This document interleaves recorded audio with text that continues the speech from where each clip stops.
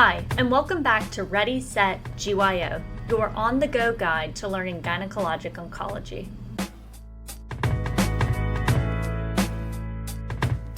I'm Sydney. And I'm Maya. This is a podcast for fellows by fellows. We are here to help you explore the diagnosis and treatment of gynecologic cancers, master the standards of care, and stay on top of new practice-changing publications. Let's get ready to GYO!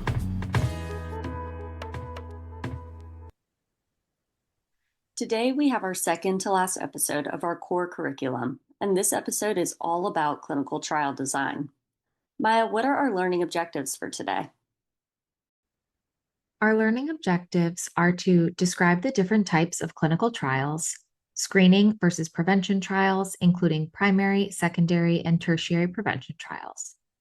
To outline the phases of drug development trials, including their primary purposes and reported outcomes. To describe the options for outcome measures, including the advantages and disadvantages of each metric. To explore how patient-reported outcomes measures, or PROMs, inform our understanding of quality of life in clinical trials. Recognize that there are a variety of validated PROM scoring systems that should be carefully selected based on setting, i.e. clinical trial versus clinical use, and by disease site. To discuss how biomarkers are integrated into clinical trials, especially in the context of precision medicine and targeted therapy. And to review the process of clinical trial enrollment and how we can best communicate with our patients about this subject. We'll start by talking about some various types of trials. Screening trials are designed to improve the discovery of early asymptomatic disease. They should both identify individuals with treatable disease and be able to prescribe treatment for patients with the identified disease. Both of these things must be true for the screening trial or program to be successful. Prevention trials are designed to reduce the effects of a disease. Primary prevention trials investigate ways to reduce the risk of the disease occurring, for example, to prevent the disease, such as vaccine trials. Secondary prevention trials are designed to identify treatment of early stage disease, which reduces risk of progression to later stage disease. Lastly, tertiary prevention trials are designed to identify interventions that decrease the morbidity and/or mortality associated with the disease after people have been diagnosed. The majority of oncology trials and trials evaluating new pharmaceuticals using an interventional design are tertiary prevention trials. Most of our listeners have heard of clinical trials in terms of phases. This more specifically refers to phases of drug development. Typically, 4 phases of trials have been utilized, with drugs in development needing to pass through all before getting approval. Some criticisms of this process is that this can take a long time, leading to delays in getting the drugs to people who need them. It also makes trials very expensive. Later, we'll talk about some ways that investigators are changing this timeline and/or adapting clinical trials to be more efficient. The preclinical phase of drug development involves studying the drug in a basic science lab setting, in tumor cell lines, tissue cultures, and animals. Once in vitro efficacy has been suggested, these novel agents can advance to phase 1. Phase 1 is concerned with safety. These studies, often called first-in-human trials, are aimed at identifying dosages of drugs, often specifically identifying the maximum tolerated dose, or MTD, of a drug. Most drugs have a minimum effective dose, or MED, and with increasing doses, effectiveness may increase to a point, but so do side effects. These studies typically enroll small groups of patients who are administered increasing doses of the developing drug based on preclinical trial data. The goal is to identify a recommended dose level, RDL, or a recommended phase 2 dose, or no recommended dose if none of the effective doses are tolerable. Patients' clinical responses are also monitored in phase 1 trials, looking for a signal of response, but this isn't the primary outcome. If there is a specific biomarker that is known for the drug, sometimes biomarker expression is also monitored at each dose level. Sometimes there are phase 1b expansion cohorts. These take a specific dose or specific subgroup from the initial portion of the phase 1 trial and then expand its use in that group. Often these will randomize to 2 different doses, And if there's no difference in efficacy, then the FDA will require the lower dose for the next phase trials. So, Maya, who is a good patient candidate for phase 1 trials? Well, in the world of expanded targeted therapies, phase 1 trials are booming. These used to be considered last resorts for patients, but now that we're potentially identifying hugely impactful drugs, these might be good options for patients earlier in their disease course. Patients who have measurable disease but don't have a lot of symptoms or severe disease and are open to a new treatment option might be good candidates. For more details on the types of design of phase 1 trials, you can reference Chapter 4, Design and Practical Applications of Clinical Trials in the Antineoplastic Therapy for Gynecologic Malignancies publication, the 4th edition. Sydney, can you introduce us to phase 2 trials? Certainly. Phase 2 is the efficacy phase. It tells us whether an agent produces a sufficiently robust response to study it further by moving it to a phase 3 trial. The major goals are to further evaluate the tolerability of the recommended phase 2 dose, RP2D, and to quantify the efficacy against the disease. But how is the efficacy quantified? We introduced the RECIST criteria in episode 6, Principles of Chemotherapy. Head there for a refresher. These established radiographic criteria are used to assess clinical response and/or overall response rate. Efficacy can also be quantified by time to first progression or first recurrence. Another way phase 2 trials evaluate efficacy is by comparison to standard of care or historical cohorts. Phase 2 trials can be further separated into phase 2A and phase 2B trials. 2A trials compare response rates to a comparative historical control. Often these utilize standard of care response rates.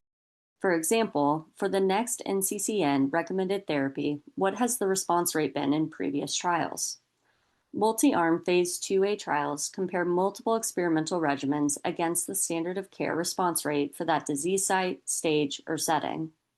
Phase 2B trials compare response rates in patients receiving the experimental drug to the response in patients in the study given the standard of care. This differs from 2A in that we are actually comparing responses against the two in real time, not against a historical control. Phase 2B trials are commonly utilized for biomarker-specific or targeted therapy trials because there often isn't an accepted historical response rate.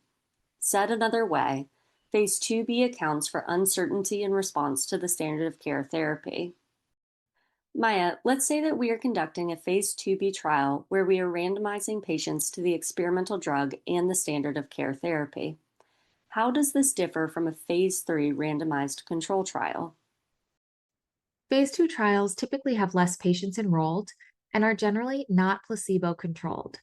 In this case, the second arm may be a novel therapy or a different dose. The primary outcome also is typically different. Phase 2 trials tend to use overall response rate and not progression-free survival or overall survival as their primary outcome. Earlier in this episode, you mentioned that progression through each of these phases for drug development can be lengthy and cumbersome. Is a complete phase 1 trial always necessary to progress to a phase 2 trial? I'm glad you asked. For totally novel therapies, usually yes, but for new drug combinations, not always. A safety lead-in is a trial with a small cohort that can be utilized when you anticipate that the toxicities won't be that severe. Then you wait until toxicities occur, and if they're confirmed to not be severe like you thought before, you can expand and open the phase 2 trial. A number of chemotherapy plus immunotherapy combination trials are using this approach to accelerate getting to the phase 2 trial. Maya, let's say our drug of interest shows safety in phase 1 and efficacy in phase 2. Next comes phase 3. How is the trial designed and what are we evaluating? Phase 3 trials are designed with the goal of determining efficacy compared to the standard of care in a specific patient population. Ultimately, the aim of these is to change the standard of care and to get FDA approval. There are several categories of phase 3 trials. Superiority, asking, is the intervention better than the standard of care? Non-inferiority, asking, is the intervention not worse than the standard of care? And equivalency, which is rarely used in oncology. Non-inferiority trials are designed to demonstrate that there's something better, like side effects, quality of life, or even cost, while having non-inferior oncologic outcomes like PFS or OS. Most of phase 3 trials are superiority trials. It's actually harder statistically to demonstrate non-inferiority than to show superiority because you need a tighter margin. And so these trials require even more patients than the superiority trials do. The best phase 3 trials are randomized, blinded, and placebo controlled. Let's break these down individually. Randomization involves assigning participants randomly to the control arm versus the experimental arm in an effort to reduce or mitigate treatment level selection bias. There are different ways to randomize patients that may take into account baseline patient characteristics, such as stratified, randomly permutated blocks, or dynamic treatment allocation in an attempt to keep the groups balanced. These methods go a bit beyond the scope of this episode, but just be aware that there are more options to randomization than just flip of a coin. Blinding means not disclosing to which arm a patient is assigned, and this can be single, where just the patient does not know, double, where the patient and the administering physician don't know, or triple, where the patient, the physician, and the reviewing statistician don't know. Lastly, controlling with a placebo intervention is another way to reduce bias and strengthen the integrity of the trial. Thanks. I know we all want our trial outcomes to be, quote, positive to push the needle for our patients, so it's good to know that we have these designs in place to keep the data as true as possible. We mentioned earlier doing a safety lead-in to expedite getting to a phase 2 trial from phase 1. Is there anything similar for phase 2 into phase 3? There is. This is termed adaptive trials. These allow trial design to change during the trial based on interim data. For example, a trial might start as a small phase 2 trial with an option to change to a phase 3 if the initial results are favorable. These trials save resources and allow the investigators to progress more quickly without having to design, accrue, and get approval for 2 separate trials to reduce delay. Anything else to mention? Phase 4 trials are conducted after regulatory approval to evaluate long-term effectiveness, rare adverse events, and real-world outcomes. Great. We've reviewed the different phases of drug development trials, keeping in mind that when results are positive, earlier phase trials typically progress into later phase studies. But how do we determine if results are positive? What endpoints and outcomes are typically used? To reiterate, phase 1 and 2 trials typically use outcomes such as overall response rate versus later phase trials, which typically use clinical outcomes like PFS, OS, or PFS2. Usually, trials have a single primary endpoint and several secondary endpoints. There are some important distinguishing differences between these endpoints. Time to progression does not include deaths versus progression-free survival, which does. Progression-free survival includes stable disease, and duration of response only includes patients with an objective response to therapy. Progression-free survival used to be viewed as a good surrogate for overall survival, but that isn't always true, especially now with multiple lines of therapy. Conversely, forcing a wait for overall survival may delay approval of life-saving drugs. If using response rate or progression-free survival as a surrogate, be wary of the following biases. 1. Assessment of progression bias. Sometimes due to known potential treatment effects of specific drugs in the trial, blinding isn't really possible. Blinded Independent Central Review, BICR or BICR, of imaging can help overcome this bias. And 2. Assessment time bias. The time point at which you discover progression is when you will say progression occurs. For this reason, it's important to have discretely identified times for when assessments will occur, and they have to be the same in both the standard of care and experimental arms. When progression-free survival is your primary outcome, trials are required to report a quality of life outcome. If you're improving PFS but significantly worsening quality of life, the intervention may not have a net benefit to the patient. Overall survival as an outcome isn't always straightforward either, though. OS may not be feasible or helpful as a primary endpoint when there are multiple post-progression treatment options. For example, in disease sites like ovarian cancer that have a lot of post-primary treatment options, PFS or overall response rate can be more helpful. This is still laden with controversy, though. If we show PFS for a drug that ultimately isn't impacting OS, is it still useful? Thanks, Sydney. These debates over PFS versus OS are always coming up clinically and at meetings, so it's helpful to understand that a bit more completely. So, as stated, trials are going to report the efficacy of a drug by a pre-designated outcome. But what additional information is reported? Toxicities reported by adverse events are another important outcome. One could argue that this is nearly as important as clinical outcomes because it dictates how the drug affects our patients on a day-to-day basis. All adverse events are graded from 1 to 5 and have standard descriptions of grades of reactions.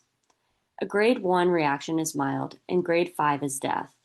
Often grade 3 and higher events are considered significant, so the percentage of grade 3 or above events are usually reported. At grade 3 or higher, the treatments will be adjusted or discontinued. Note that there are separate gradings for different types of anti-neoplastic therapies. For example, there are ASCO guidelines specific to immunotherapy-related AEs. Some adverse events won't be related to the drug. Patients still experience issues related to medical comorbidities, their underlying cancer, and extraneous life events. Thus, comparing the AE rate of the investigational drug to placebo can help understand the overall impact of the investigational agent on AEs. Okay, so outcomes data, adverse events data, are there other metrics that are reported? Yes. Patient-reported outcomes bridge the knowledge gap between our objective assessments of disease response, adverse event experience, and the patient's experience of these events. While it's reasonable to assume that increased rates of adverse events would negatively affect quality of life, there's a lot of nuance between patients, and this is where patient-reported outcomes come into play. Patient-reported outcomes are collected in validated questionnaires called patient-reported outcomes measures, or PROMs. These measures help identify and characterize symptoms and toxicities experienced by patients, in addition to measurement of graded adverse events. The majority of our knowledge about the use of patient-reported outcomes in the clinical setting is actually extrapolated from use in clinical trials, where they're incorporated to understand the effects of treatment on various aspects of health-related quality of life. There are validated PROs for all kinds of things: general quality of life related to cancer, sexual function, emotional assessment, distress, relationships, decisional measures, and many others. While studies have shown that the use of PROs has actually led to improved overall survival in metastatic cancer, there's a lot of variability in use in the clinical setting. One survey showed that 23% of investigators used non-validated PROs developed by their own institution in the clinical setting, and others used a wide variety of the validated PROs. SGO explicitly states that they believe collection of PRO data in the clinical setting is necessary and essential to care for our patients. In SGO's series of articles titled Patient-Reported Outcomes Measures in Gynecologic Oncology, a Primer for Clinical Use, SGO describes the history of PROs and different measures available, as well as obstacles to their implementation. One of their goals is to standardize data collection in the field for generalizability. We'll summarize their recommendations for you. Firstly, it's important to be efficient and thoughtful about which PROs you use, as clinical trial participants and patients in the clinic can experience respondent fatigue when answering too many surveys, which will decrease the quality of the data obtained. And clinical workflow can also be burdened by over-collecting. The complement of PROs should include at least a general quality of life tool and then a disease-specific PRO. Sydney, do you have recommendations about which disease-specific or general PROs we should use? For general quality of life PROs in clinical trials, the FACT-G with 27 questions or EORTC QLQ C30 with 30 questions are the best studied and most commonly used. There are additional disease-specific scales that can be added to these. Specifically, FACT-G has an additional ovary, uterine, cervix, and vulvar scale.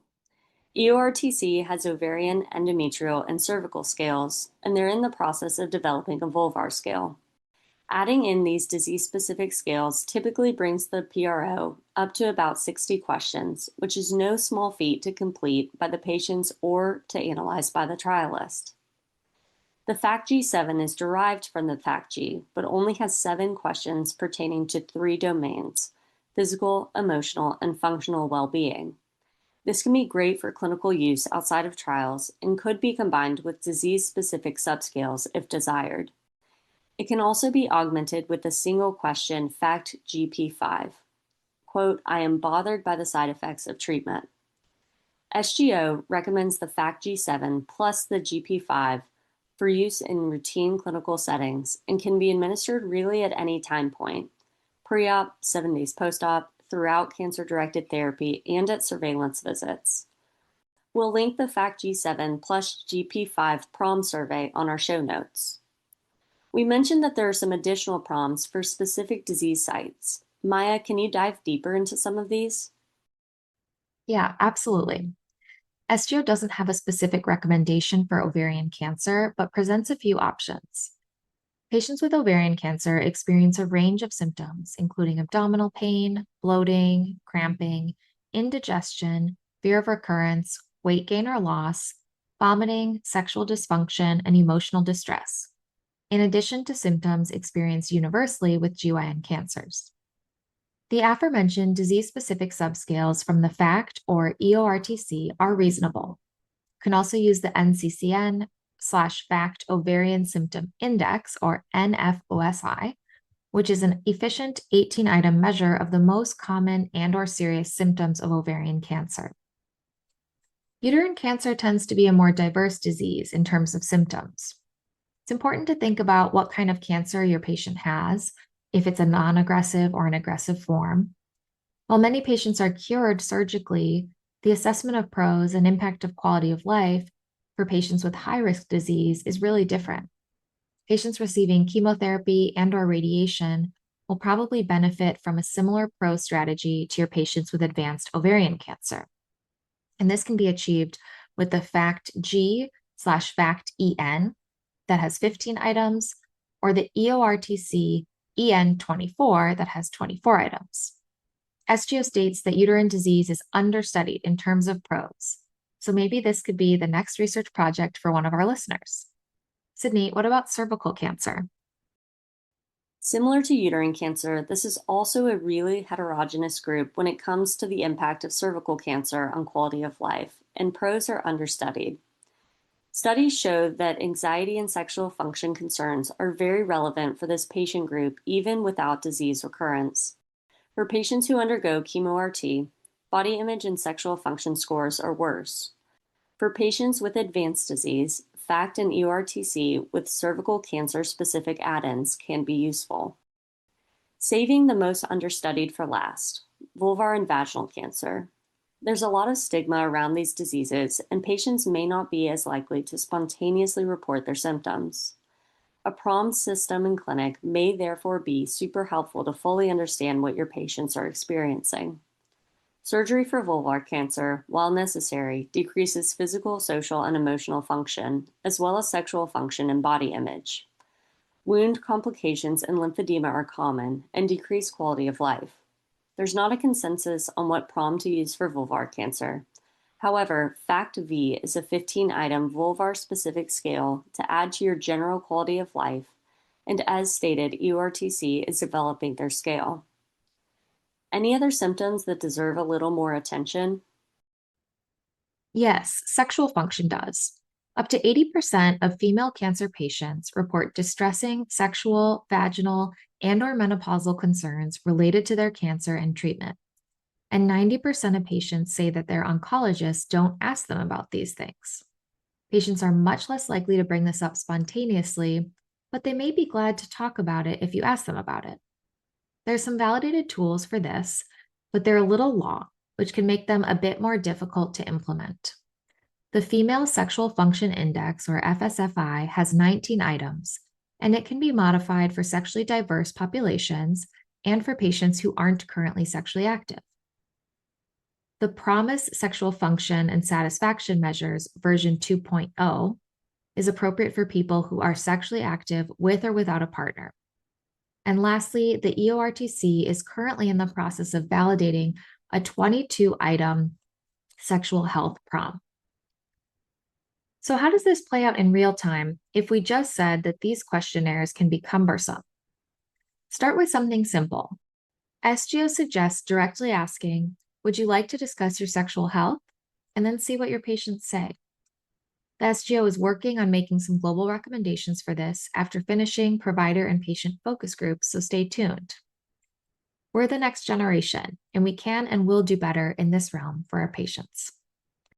The Patient-Reported Outcomes Measurement Information System, or PROMIS, is a repository of many single questions, which are not disease-specific, that can be selected individually for inclusion in clinical practice or in trials. I love that. Let's be the change. A few last things to touch on, so stick with us. Let's talk biomarkers. Biomarkers can be used as outcomes, biomarker change, or as inclusion or selection criteria for clinical trials. It's important to understand the difference between predictive versus prognostic biomarkers with the increase in precision medicine and targeted therapies we've seen. These are distinct entities, but not always mutually exclusive. Ballman et al. Published a really great overview of this in JCO in 2015. We'll add the reference in our show notes. A prognostic biomarker refers to the cancer outcome independent of the therapy received. For example, a higher initial CA-125 at diagnosis is prognostic of a poor outcome, but this level doesn't necessarily predict how a patient will respond to therapy. However, a Kellum score is created by looking at change of CA-125 over time with administration of chemotherapy and is predictive of response to bevacizumab. So in this way, CA-125 can be predictive as well. Said another way, if a biomarker is prognostic but not predictive, then people with positive versus negative biomarker results will have a different prognosis and may appear to respond better to therapy as a result of their inherently improved prognosis. Prognostic biomarkers can tell us about cancer outcomes in the absence of any treatment. For example, a p53 mutation in endometrial cancer is associated with a worsened prognosis, and if untreated, these patients will do worse. What about predictive biomarkers? Predictive biomarkers refers to whether the presence of a specific biomarker impacts the chance of response to therapy. It can be a quantitative effect. Both groups might respond to therapy, but some get a better impact. Think about MMR status and immunotherapy in advanced endometrial cancer. It can also be a qualitative effect, response versus no response, which is more closely to what we see in BRCA mutation status and response to PARP inhibitor therapy, or HER2 positivity versus negativity and response to HER2-directed agents. Proving within clinical trials that biomarkers are predictive can be challenging. You need at least 2 comparison groups available. You need to perform a statistical test for interaction, and the test for interaction needs to be statistically significant. This was a really helpful learning point for me in fellowship. Again, I highly recommend the prognostic versus predictive biomarker as a tool to better interpret clinical trials. Terminology around biomarkers can be confusing, and sometimes we will hear people say that a biomarker is predictive of a poor or good outcome, which might mean just that it is associated with a better or worse prognosis, and people will assume that means it's a predictive biomarker, which would mean predictive of response, which is not necessarily true. Let's talk about trial designs using biomarkers. To start, let's define integral versus integrated biomarkers. An integral biomarker is biomarker-defined criteria for enrollment into a trial, aka the trial only includes patients whose cancer expresses the biomarker. An integrated biomarker is used to test the hypothesis during the study, but the biomarker isn't a requirement for enrollment. Biomarker enrichment trials only include patients with the biomarker expressed, i.e., with an integral design. This approach can help reduce the required sample size while maintaining power. This design can be especially helpful if the biomarker positivity prevalence is low. Randomized umbrella trials target one disease of interest, with several different biomarkers being evaluated. They are biomarker enriched for multiple potentially predictive biomarkers. They are usually hierarchical or prioritized, meaning one biomarker is the prioritized biomarker, and if a patient has that one, they're triaged to that arm. If they don't, then the next prioritized biomarker is checked, and so on. Targeted therapies are compared within the subgroups compared to standard therapy. People without any of the prioritized biomarkers either screen fail the study or are put on an arm without the targeted therapy. A great example of this is in endometrial cancer, the Rainbow trial, which is looking at treatment with different agents compared to standard therapy for the different molecular subtypes of endometrial cancer. Basket trials are disease agnostic and test a specific targeted therapy on people with many types of tumors, as long as people have a specific biomarker. These are also biomarker integral designs. A great example of this is the Destiny Pan-Tumor 2 trial for HER2-positive disease. Reference back to our uterine cancer and/or biologics episodes. So Maya, not every patient that wants to be on a clinical trial can be. Can you talk to us about eligibility, its purpose, and what is involved? Definitely. Eligibility exists primarily to reduce the influence of confounding variables. It aims to identify the target population so that patients are similar, to exclude people in whom toxicities are expected to outweigh the benefits, like whether patients have medical comorbidities that might make them less likely to tolerate the drug or experience more severe side effects, to follow regulatory guidelines regarding eligible populations and to protect personal privacy, like for patients who can't consent or aren't eligible, and to exclude patients who wouldn't be able to comply with the planned intervention. While these principles sound great in theory, it does pose some issues in the real world. Creating ideal populations in clinical trials can reduce the generalizability to the population with the disease. Said another way, we might not see the same results in the real world because there's a lot more variation in comorbidities, in prior lines of therapy, disease status, and baseline patient demographics. Which brings us to our next point. Trial criteria has historically been very restrictive, which has contributed to preferential enrollment of white patients from high socioeconomic status who have less comorbidities or other reasons for exclusion from trials. Trials have historically been and are still usually extremely homogeneous. This is despite the fact that patients of color experience disproportionate morbidity from many GYN cancers compared to white patients. Many clinical trials don't actually report race and ethnicity data. Montes de Oca et al. Published a retrospective study in 2023 evaluating the race and ethnicity reporting of clinical trials from 1988 to 2019. They found that only 9% of trials reported race and only 5% reported ethnicity. Domestic trials reported race and ethnicity at higher rates than international trials, and reporting of race and ethnicity did increase over time. Interestingly, industry-funded trials enrolled higher proportions of white patients than non-industry-funded trials. Comorbidity criteria is another trial design aspect, which leads to exclusion of diverse patients in clinical trials. In a cross-sectional study abstract presented in 2024, entitled Tracking the Relationship Between Accrual and Comorbid Conditions in Clinical Trial Enrollment, or TRACE, Oluloro et al. Aimed to characterize the comorbidity profile of patients with uterine cancer by race and to compare this with expected clinical trial enrollment patterns based on standard or historic comorbidity exclusion criteria. In a review of more than 284,000 patients with uterine cancer, 73% were white, 14% were Black, and 3% were Asian. The odds of clinical trial exclusion based on comorbidities were 2 times higher for Black patients than for white patients, with an odds ratio of 2.09, and Asian patients had the lowest rate of ineligibility. Rates of some restrictive eligibility criteria, such as cardiovascular disease, mental illness, and social factors, have been increasing in trial design over the last few decades. Language is also often an exclusion criteria in clinical trials, and even when it's not, there are still lower rates of enrollment for patients with limited English proficiency or patients who speak a language other than English. Jorge et al. Published a retrospective cohort study in 2023 showing that the rate of enrollment in clinical trials for English-speaking patients was 7.5% versus 2% of patients with limited English proficiency. There's no doubt that clinical trials are important to our field and necessary for our patients today and in the future. So, how do we go about talking with our patients about them? A good way is to incorporate consideration of clinical trials for all patients based on disease type and status.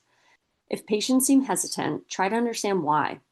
Common reasons that patients decline participation in clinical trials include discomfort with randomization and possibly receiving placebo, fear of experimentation, concerns about privacy, and time costs of the consent and monitoring process.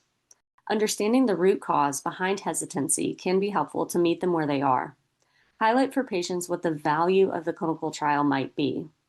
Clinical benefit for them, improving our knowledge of how to treat patients in the future, and increased knowledge about their own cancer and genetics. By approaching all of our patients about clinical trials, we reduce individual level bias in who we think will be interested and open to clinical trial participation. There is a documented belief amongst medical providers that patients of color do not want to participate in research studies because of the long twisted history of medical experimentation on Black patients and other people of color living in the US. However, the research does not actually support this. In an article by Langford et al. Published in 2013 in Cancer, there was no difference along racial or ethnic lines in clinical trial refusal rates or, quote, no desire to participate in research as a reason to refuse clinical trial. Essentially, ask all of your patients and be transparent. Understand that it may take extra time to explain the trial for patients with low health literacy. Prioritize acknowledging medical racism for your patients of color, but don't let that be an implicit bias or barrier for you to offer enrollment. Ultimately, several core principles should guide clinical trial enrollment. First, trials should be offered to all eligible patients without preconceived assumptions about who might or might not be interested in participation. Second, clinicians should be forthcoming about both the limitations of their knowledge and the hopes informed by earlier phases of investigation. Finally, transparency throughout the process is essential. While the ultimate outcomes of a trial cannot be predicted, patients should be provided with a clear framework of what to expect along the way. That's all we have for you on today's episode of Ready, Set, GYO. Here are your key takeaways from today's episode. Screening trials aim to detect early asymptomatic disease, identifying individuals with treatable conditions, and guiding appropriate management.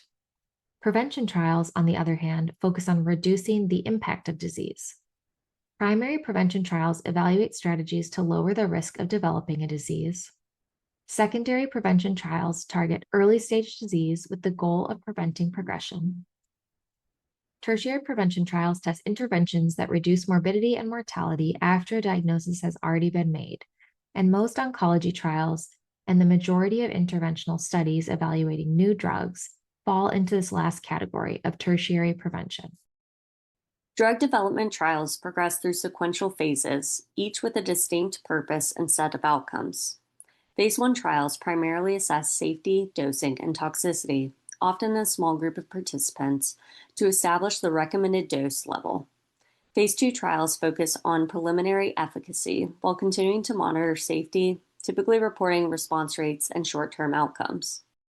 Phase 3 trials expand to larger populations and compare the investigational therapy against standard of care, with endpoints such as progression-free survival, overall survival, and quality of life. Most Phase 3 trials are superiority trials as opposed to non-inferiority trials. Outcomes measures in clinical trials can take several forms, each with distinct strengths and limitations. Overall survival is the gold standard clinical endpoint, offering a clear and definitive measure of benefit, but it requires long follow-up and may be influenced by subsequent therapies. Progression-free survival provides earlier readouts and reflects disease control, but might not always correlate with overall survival. and it can also be affected by variations in imaging or assessment intervals.